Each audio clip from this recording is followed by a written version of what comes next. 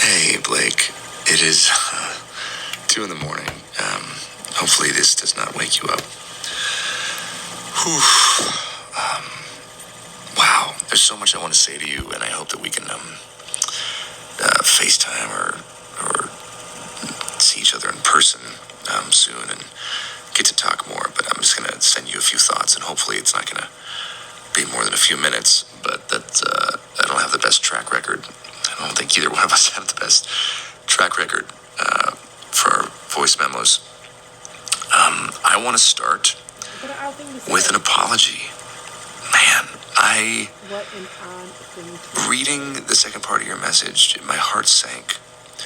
And I'm really sorry. I for sure fell short. And you worked really hard on that. And the way you framed it and how that made you feel, I just want to say thank you for sharing that with me. That takes a lot of trust and vulnerability, and I feel really grateful that you feel safe enough to tell me that that's how you feel and share that with me. And I'm really sorry. I fucked up. That is a fail on my part. One thing you should know about me is I will admit and apologize when I fail. I am far from perfect. I'm a very flawed man, as my wife will attest. Who isn't flawed? And I'm going to fuck up. I'm going to say the wrong thing. I'm going to put my foot in my mouth.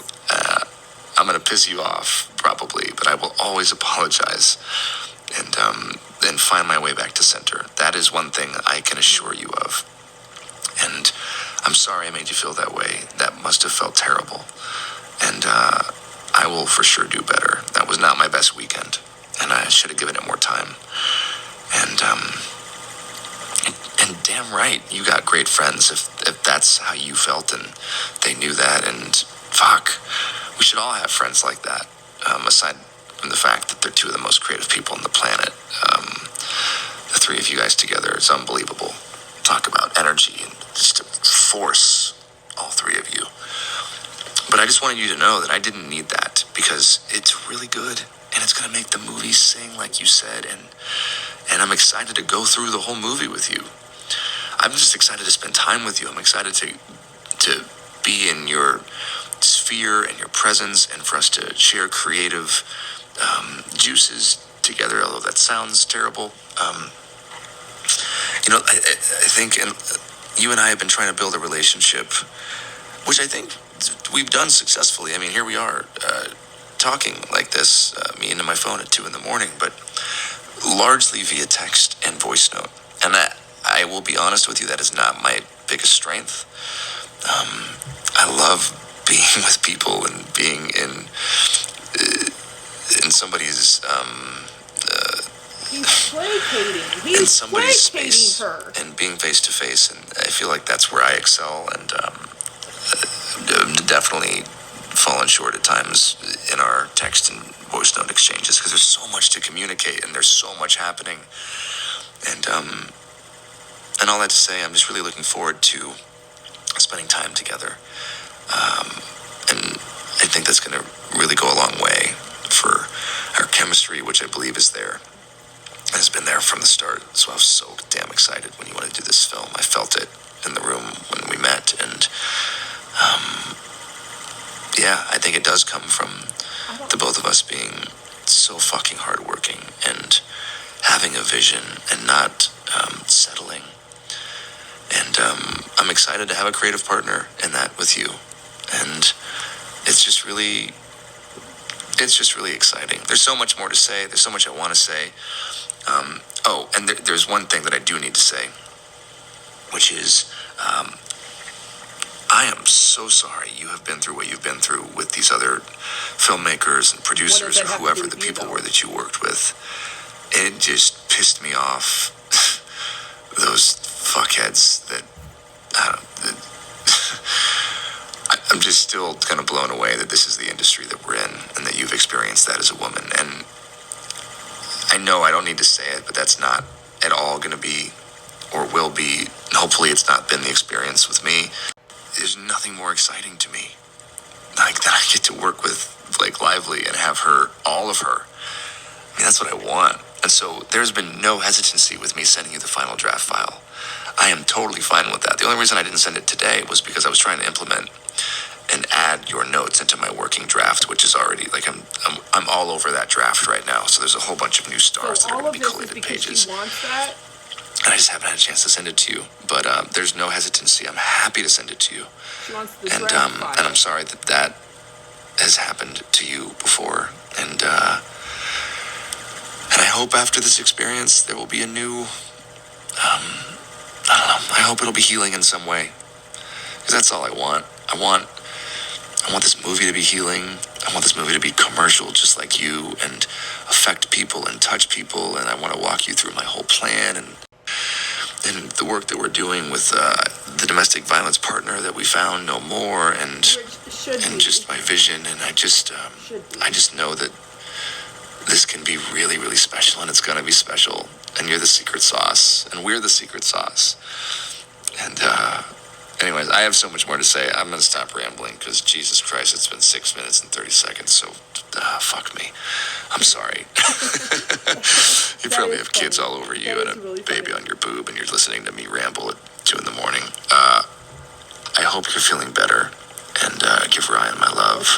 Thank you for sending me that. It means the world to me that you trust me with your feelings and your thoughts like that, and I can't wait to spend more time with you. Okay, I'm done cutting myself.